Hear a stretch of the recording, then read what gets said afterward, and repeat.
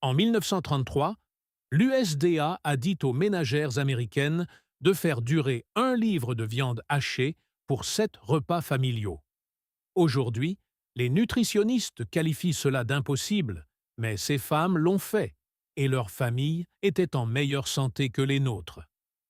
Le numéro 14 de cette liste a été déconseillé par les services de santé dans les années 1940, mais des chercheurs viennent de confirmer qu'il tue plus de bactéries que les antiseptiques du commerce. Le numéro 3 crée une réaction chimique que les équipements de boulangerie modernes ne peuvent pas reproduire.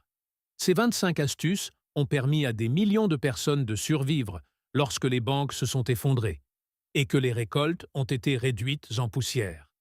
Car voici la vérité. Si vous saviez ce que votre arrière-grand-mère savait, vous arrêteriez d'acheter la moitié des produits de votre chariot de course. Kraft a embauché des psychologues. General Mills a modifié ses recettes. Des industries entières se sont bâties sur le fait de nous faire oublier comment nous nourrir. Abonnez-vous, car ce que vous allez apprendre pourrait changer votre façon de gérer votre cuisine. Faisons le compte à rebours. Top 25. L'isolation de la glacière avec du papier journal. Avant que les réfrigérateurs électriques n'atteignent les foyers de la classe moyenne à la fin des années 1940, votre arrière-grand-mère gardait les aliments au frais avec un bloc de glace de 50 livres dans une boîte en bois. Le livreur de glace passait 2 fois par semaine et chaque heure entre les livraisons coûtait de l'argent à mesure que ce bloc fondait lentement. Elle tapissait donc les parois intérieures avec des couches de vieux journaux de 3 ou 4 feuilles d'épaisseur pressées à plat contre le bois. Le papier journal créait une barrière d'air stagnant qui ralentissait le transfert de chaleur, prolongeant parfois la durée de vie de ce bloc de glace d'une journée entière. Un journal coûtait 2 cents. Le bloc de glace coûtait 25 cents. Économiser une livraison par semaine représentait une somme d'argent non négligeable, lorsqu'un ouvrier d'usine ramenait peut-être 15 dollars à la maison.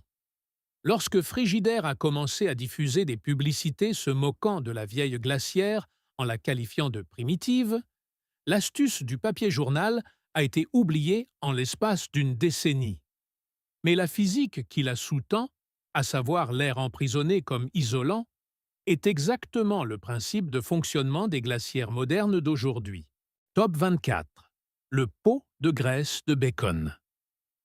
Chaque cuisine de l'époque de la Grande Dépression possédait cette boîte de conserve ou ce bocal en verre posé à l'arrière de la cuisinière et rempli de graisse de bacon filtrée. Votre grand-mère en conservait la moindre goutte, versant la graisse chaude à travers une étamine après la friture.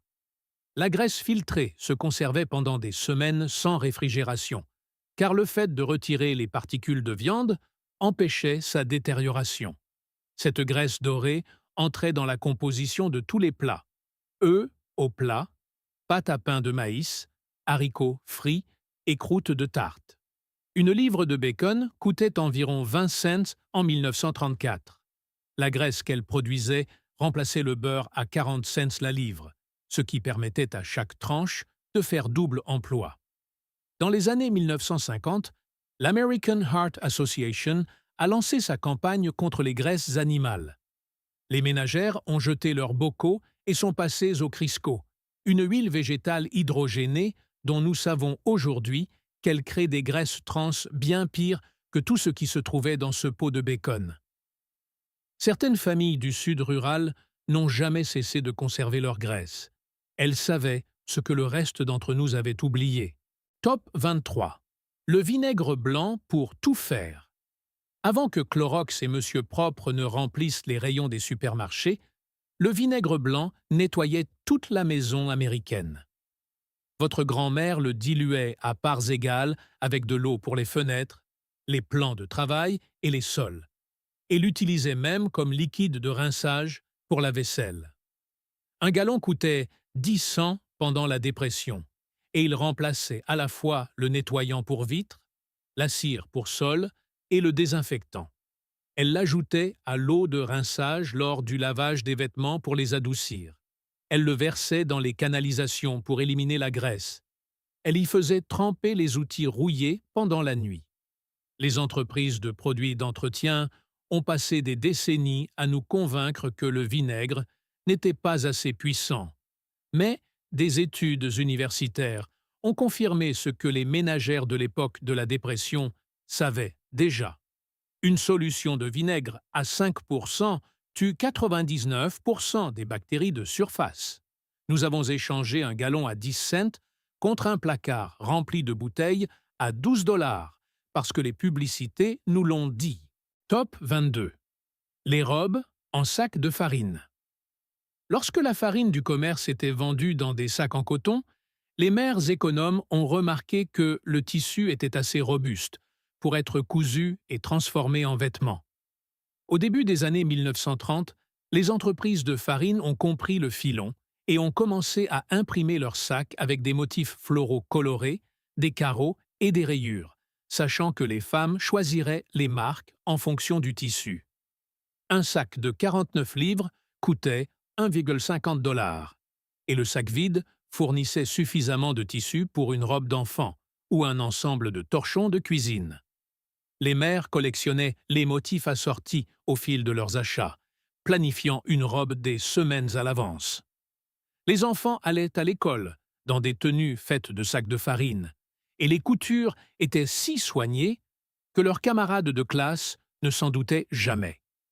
Lorsque les vêtements de prêt-à-porter bon marché ont inondé les grands magasins dans les années 1950, les entreprises de farine ont cessé d'imprimer des motifs, et la tradition s'est éteinte en l'espace d'une génération. L'industrie textile voulait que vous achetiez des vêtements, pas que vous les fabriquiez. Top 21. Des feuilles de pissenlit pour le dîner. Avant que les pelouses traitées chimiquement ne deviennent l'idéal des banlieues, votre grand-mère allait dans le jardin avec un couteau d'office et récoltait des feuilles de pissenlit pour le repas. Les jeunes feuilles, cueillies avant la floraison de la plante, étaient tendres et légèrement amères, parfaites fondues dans la graisse de lard avec un filet de vinaigre, ou mangées crues en salade avec un œuf dur. Les feuilles de pissenlit contiennent plus de vitamine A que les carottes et plus de calcium que le lait. Un aliment complet et gratuit qui pousse sans être planté, arrosé ou fertilisé. Après la guerre, l'industrie de l'entretien des pelouses a dépensé des millions pour apprendre aux Américains que les pissenlits étaient des mauvaises herbes, des ennemis à empoisonner avec des herbicides. Nous pulvérisons 2 milliards de dollars de produits chimiques par an pour tuer une plante que nos grands-mères mangeaient gratuitement. Le gouvernement ne vous a jamais dit d'arrêter de manger des pissenlits. Ce sont les entreprises qui vous vendent des desherbants qui l'ont fait. Top 20. L'eau de cuisson des pommes de terre pour le pain et la sauce. Lorsque votre grand-mère faisait bouillir des pommes de terre, elle ne jetait jamais cette eau riche en amidon dans l'évier. Elle la conservait dans un bocal et l'utilisait pour faire lever la pâte à pain plus vite et la rendre plus moelleuse à la cuisson. L'amidon nourrissait la levure, produisant une miche plus légère et plus tendre que l'eau ordinaire ne pourrait jamais le faire. Cette même eau de pommes de terre épaississait la sauce sans avoir besoin de farine ou de fécule de maïs supplémentaires.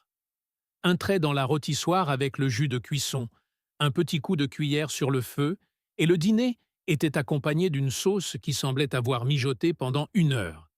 Un sac de 5 livres de pommes de terre coûtait environ 15 cents et pouvait servir pour 5 repas. Utiliser l'eau de cuisson signifiait tirer le maximum d'utilité de chaque pomme de terre. Les recettes modernes n'en parlent jamais. Nous avons ajouté des étapes et des ingrédients pour remplacer quelque chose que nos grands-mères obtenaient gratuitement, simplement, en ne le jetant pas dans l'évier. Top 19. Les semelles en carton pour les chaussures. Lorsque les semelles des chaussures s'usaient, et pendant la Grande Dépression, elles s'usaient vite, car les familles ne possédaient souvent qu'une seule paire, votre grand-mère découpait un morceau de carton dans une boîte de céréales et le glissait à l'intérieur de la chaussure. Le carton couvrait le trou, empêchait la boue d'entrer et permettait de gagner quelques semaines de plus avant le ressemelage. Le ressemelage coûtait 50 cents chez le cordonnier. Des chaussures de travail neuves coûtaient 3 dollars, soit près d'une semaine de salaire pour beaucoup d'hommes. Ce carton se ramollissait sous la pluie et s'usait en quelques jours, mais il permettait à un enfant de rester à l'école et à un père de travailler quand il n'y avait pas d'argent pour le cordonnier. Top 18. La cave à légumes. Cette vieille cave à légumes creusée dans la colline derrière la ferme n'était pas qu'un simple trou dans le sol. C'était le système de conservation des aliments le plus sophistiqué dont disposaient les familles rurales pendant la Grande Dépression. Les températures souterraines restaient entre 50 et 60 degrés Fahrenheit, date 10 à 15 degrés, toute l'année, suffisamment fraîches pour stocker des pommes de terre, des pommes, des navets et des conserves pendant des mois sans électricité. Une cave à légumes bien construite ne coûtait rien d'autre que de la main-d'œuvre. Certaines familles stockaient 500 livres de pommes de terre et 300 bocaux de conserve dans un espace pas plus grand qu'une salle de bain. Le réfrigérateur électrique a rendu la cave à légumes obsolète dans les années 1950. Mais voici ce que personne ne mentionne. Une cave à légumes fonctionne sans aucune électricité. En cas de coupure de courant, votre réfrigérateur devient une boîte coûteuse. La cave de votre arrière-grand-mère a continué de fonctionner à travers chaque tempête, chaque panne de courant, chaque crise. Nous avons échangé la résilience contre la commodité et nous avons appelé cela le progrès. Top 17. Le savon. À partir des restes de cuisine. Votre grand-mère fabriquait son propre savon en conservant la graisse de cuisson et les parures de gras, puis en combinant la graisse fondue avec de la lessive liquide, fabriquée à partir de cendres de bois dur. Une fournée ne coûtait pratiquement rien et produisait assez de savon pour durer 3 ou 4 mois à une famille. Le savon acheté en magasin coûtait 5 cents le pain et une famille en utilisait plusieurs par mois. Procter & Gamble a mené des campagnes agressives pour présenter le savon fait maison comme agressif et démodé, tandis que leur pain d'usine était doux et moderne. En 1950, presque plus personne ne fabriquait de savon à la maison. Nous avons commencé à acheter ce que nous avions l'habitude de fabriquer gratuitement. Top 16. Conservation des œufs dans du verre soluble. Avant l'apparition d'une réfrigération fiable, votre grand-mère mélangeait du silicate de sodium, vendu dans les quincailleries sous le nom de verre soluble, pour environ 20 cents le pot, avec de l'eau dans un grand pot en grès. Ensuite, elle plongeait des œufs frais non lavés dans la solution. Le verre soluble scellait la coquille poreuse, empêchant l'air et les bactéries d'y pénétrer. Les œufs conservés de cette manière restaient comestibles pendant 6 à 9 mois à température ambiante. Les poules pondaient abondamment au printemps, mais ralentissaient ou s'arrêtaient en hiver.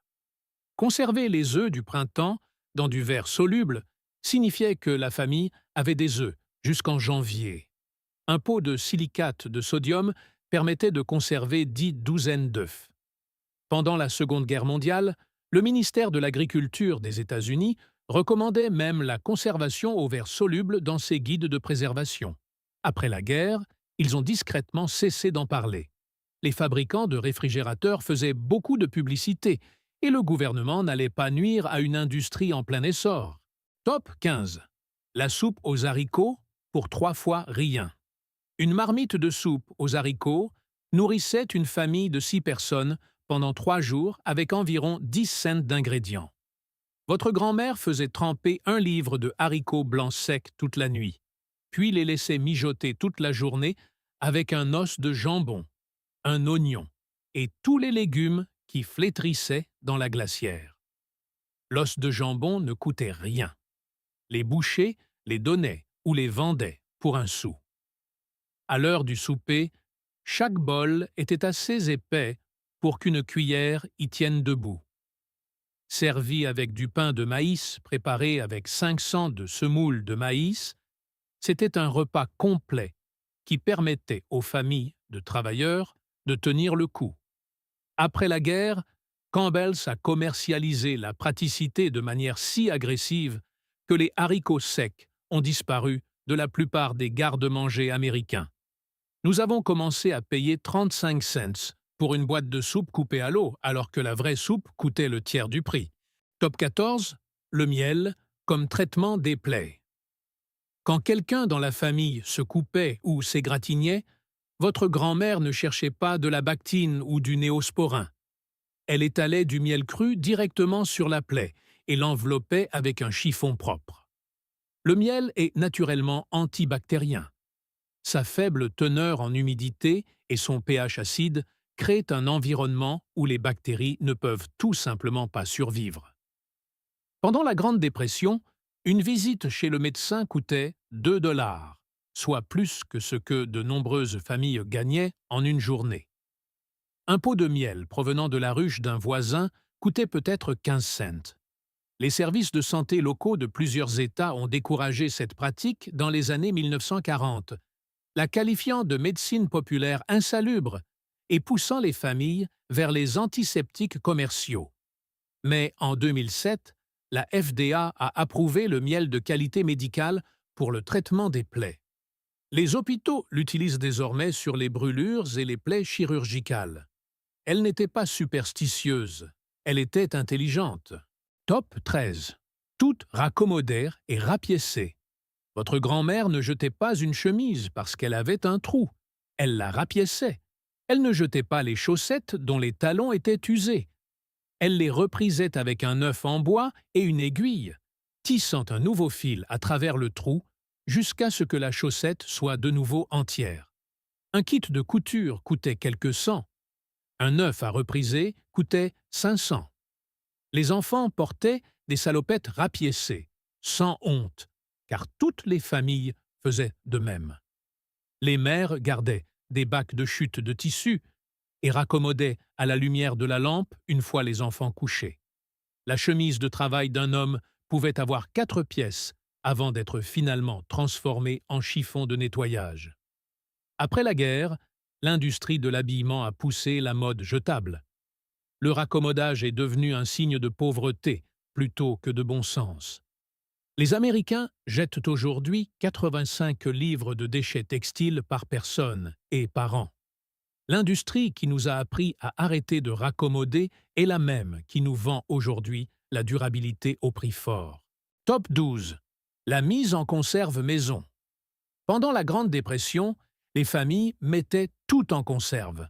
Tomates, haricots verts, pêche, confiture, cornichons, viande. Un stérilisateur à pression coûtait environ 4 $ et durait des décennies. Les bocaux Mason coûtaient 10 cents chacun et étaient réutilisés année après année. Votre grand-mère pouvait conserver tout un potager d'été pour moins de 5 $ et nourrir sa famille de légumes tout l'hiver sans dépenser un centime de plus au magasin. L'USDA a publié de nombreux guides de mise en conserve tout au long des années 1930. Puis, dans les années 1960, le message a changé. La mise en conserve maison est soudainement devenue dangereuse. Le botulisme est devenu le croque-mitaine. L'industrie des aliments transformés, qui vendait des légumes en conserve à 30 cents l'unité, avait toutes les raisons de décourager la conservation à domicile. La mise en conserve sous pression, lorsqu'elle est bien faite, est sûre. Les propres données de l'USDA le prouvent. Mais la campagne de peur a fonctionné. Des générations entières ont arrêté de faire des conserves et nous avons commencé à payer des marges de 300% pour des versions industrielles de la même nourriture que nos grands-mères mettaient en conserve pour quelques sous. Top 11. Infuser le marc de café 2 fois. Votre grand-père ne jetait pas le marc de café après une seule cafetière.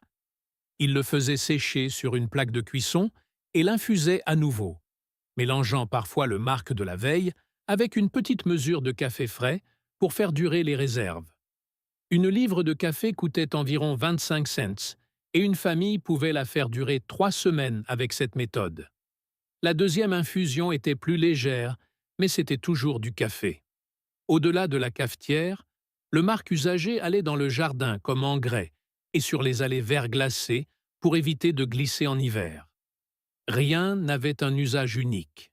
Tout avait une seconde vie. La culture moderne du café vend des dosettes individuelles à 1 dollar pièce et appelle cela de la commodité. Votre grand-père tirait l'équivalent d'une semaine de café de ce que nous jetons après une seule tasse. Top 10. Les biscuits au saindoux. Lorsque le placard était presque vide, votre grand-mère pouvait encore mettre un repas chaud sur la table avec 3 ingrédients, de la farine, du saindoux et du babeur. Parfois, ce n'était que de la farine, du saindoux et de l'eau avec une pincée de bicarbonate de soude.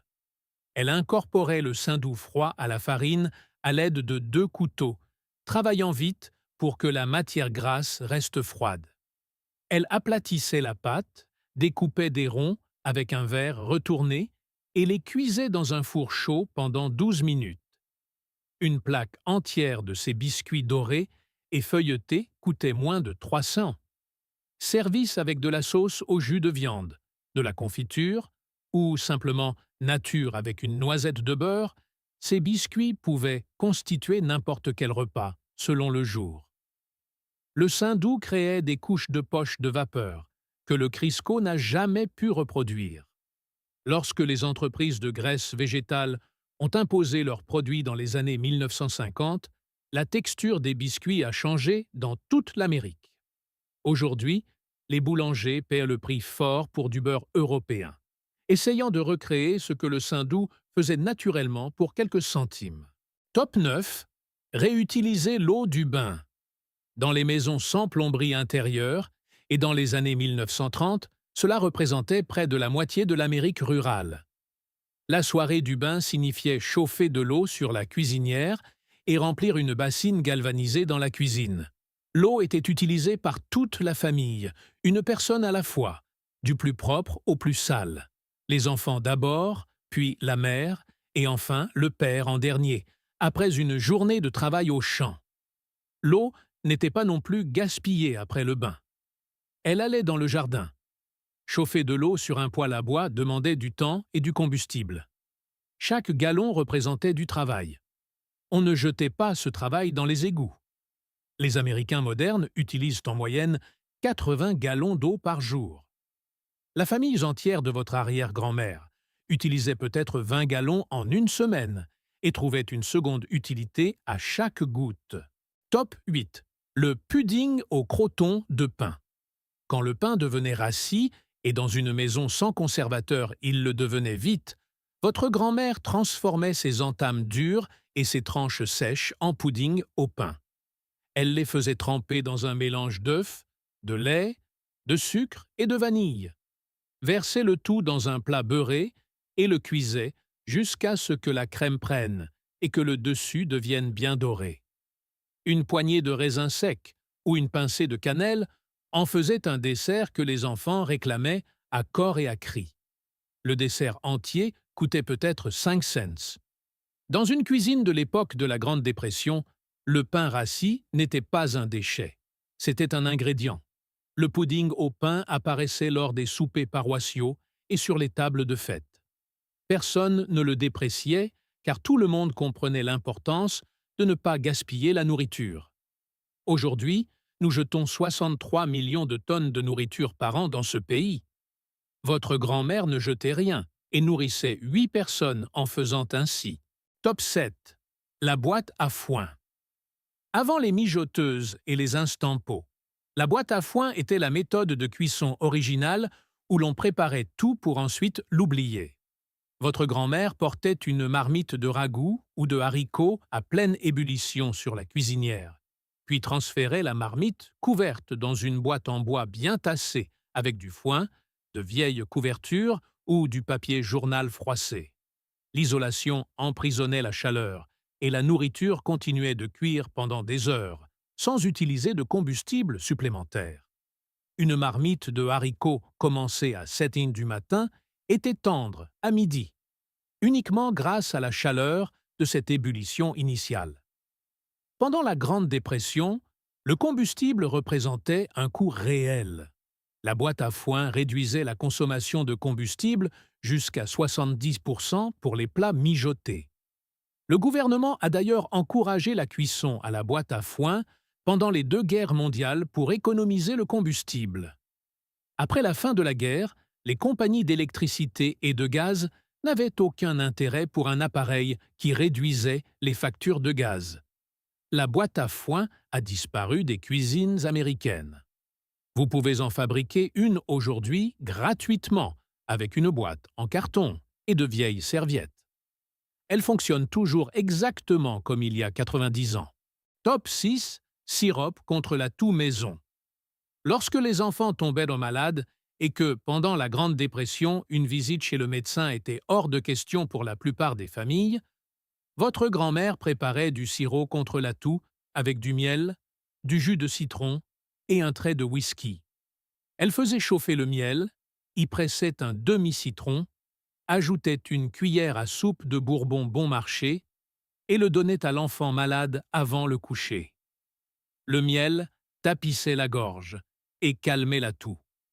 Le citron apportait de la vitamine C. Le whisky aidait tout le monde à dormir. Une bouteille de Bourbon bon marché coûtait environ $1 et durait toute la saison de la grippe. Pendant ce temps, les médicaments brevetés contre la toux coûtaient 50 cents et étaient souvent moins efficaces.